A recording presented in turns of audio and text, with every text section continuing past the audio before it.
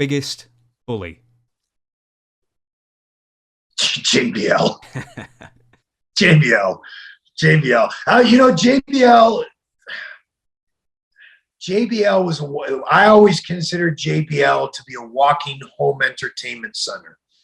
There were times, because he never had a filter, things that would come out of his mouth were incredible. I don't know how he didn't get fired for some of the things that would come out of his mouth.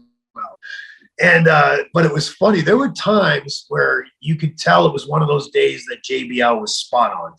He's in that mood. He's in that mode. And I would literally get my black coffee and just follow him around the arena, just tag along and just follow him around to see what he's going to say next. Because no matter what group of guys he would walk up to, he's taken over the conversation. And some of the stuff that comes in his mouth was astounding. And so if I was bored and I wanted some entertainment, I would follow JBL around the arena sometimes, Another guy that I never really considered a bully because, I was friends with him, number one. And number two, I always had good relations with him is Bob Hawley.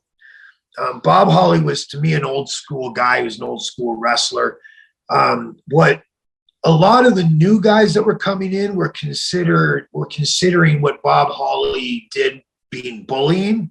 To me, was just old school. Don't do things this way, and here's your receipt for that. You know what I mean?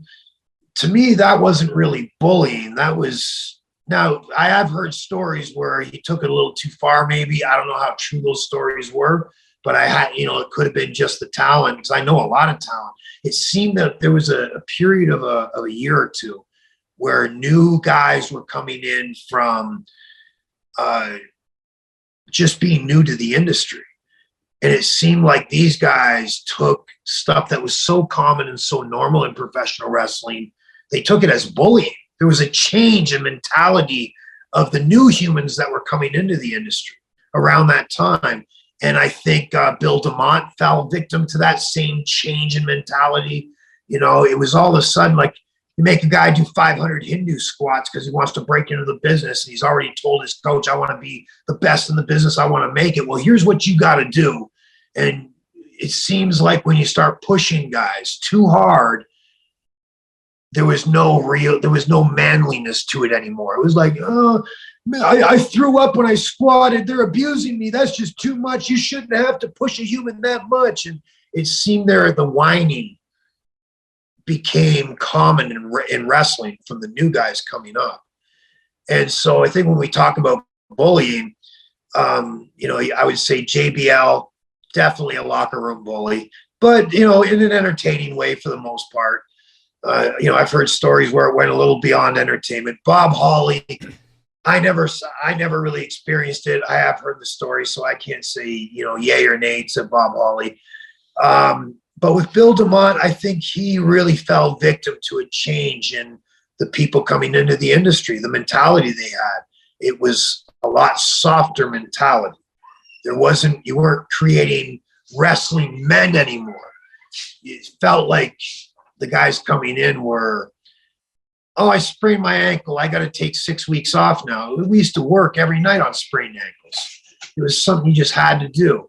And I don't know. I think the whole bullying thing brings up the whole topic of when did the industry change from guys that were gritty, guys that could get out there and they weren't going to whine and complain if they got peppered in the face with a closed fist, whether it was accident or intentional. You didn't have complaints. You had guys settle, real world issues back in the locker room away from the fans.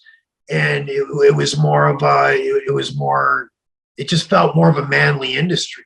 It doesn't feel like a manly industry anymore. And I think around the time people started labeling some people bullies, I think that was around the time that really the attitude of new guys coming in was changing.